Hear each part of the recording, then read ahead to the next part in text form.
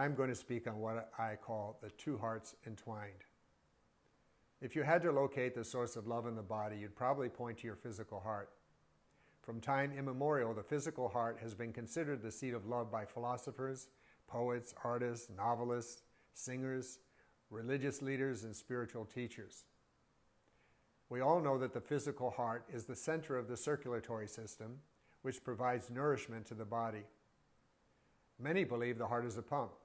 In fact, it is an oscillator that keeps a beat which governs the circulatory system. The actual pumping lies in the structure of the veins and arteries. The heart is known to have neurons like the brain, so to some degree, it has its own form of intelligence. In the subtle or energetic body, the heart center, called the Anahata chakra, lies near the physical heart in the center of the chest, in front of the spinal column.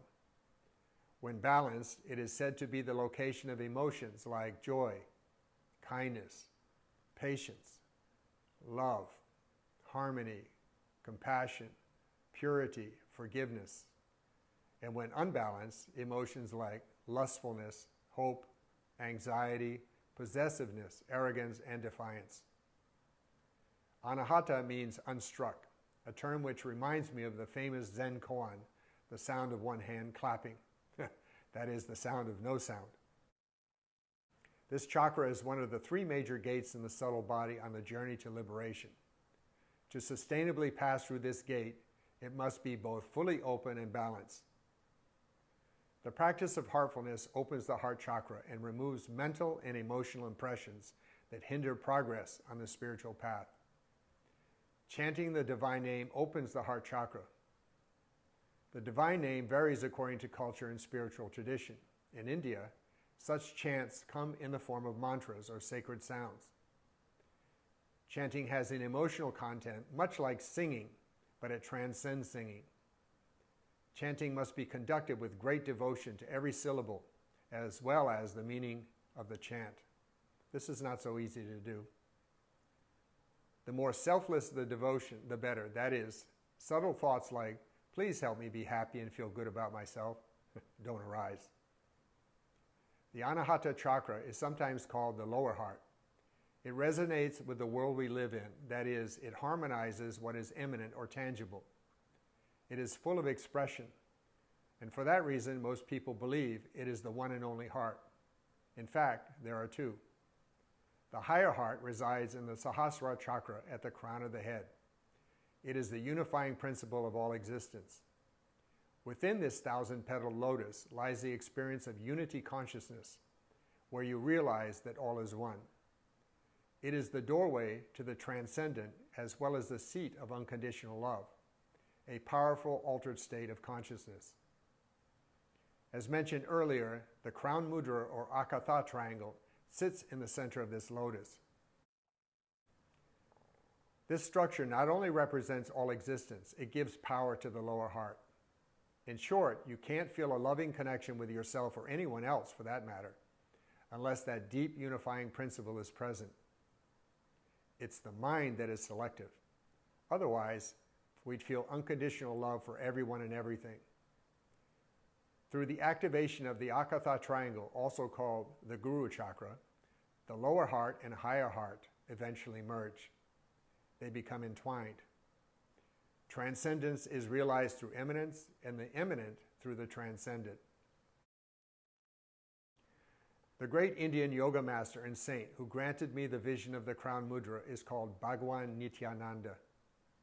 He dressed only in a loincloth, didn't preach, often spoke in riddles, and never wrote books of poetry, yet he had many devotees. People came to him in droves just to bathe in his presence. If they were sincere, their desires were granted automatically. Supernormal powers, incomprehensible to modern science, also waited upon him. They happened naturally. The one thing he said that really stood out for many of his devotees was, "The heart is the hub of all sacred places. Go there and roam." He was referring to the thousand-petaled lotus, or the higher heart, from the perspective of the Akatha or Guru triangle. The self, in contrast, lies far beyond words. What I realize from this teaching is that the higher heart is the nexus or central space of pure consciousness, the great self in humans. This space is both transcendent and immanent.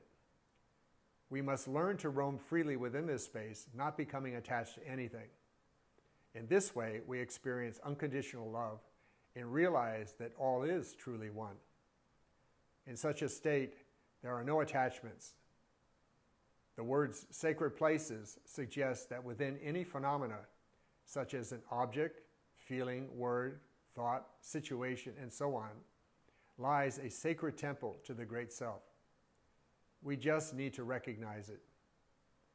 Go there means to pay undivided devotional attention to the Great Self, regardless of what you are experiencing. In short, it must be your choice to surrender to your own divinity.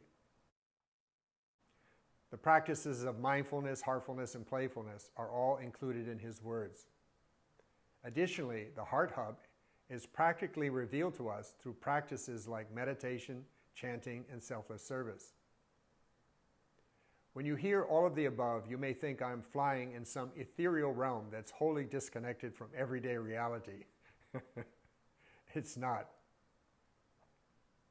My wife died of cancer in 2017.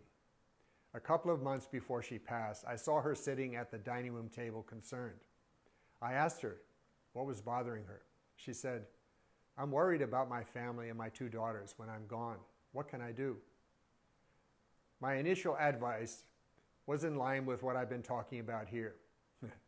She got angry and said, "I'm just a normal human being. I can't do what you're asking. Don't you have something better?" I thought for a moment and said to her that her question reminded me of a scripture that, in my opinion, represents the truth with a capital T. I recited for her the Shanti mantras. That is perfect. This is perfect. From the perfect springs the perfect.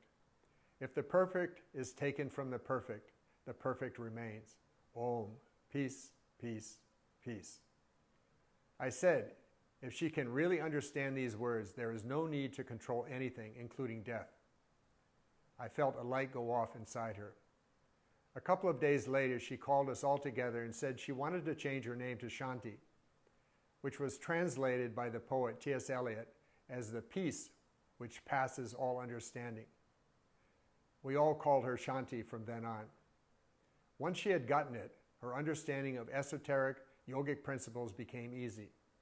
Her new awareness filled her with gratitude for her life and everyone she knew. She passed away in a state of bliss.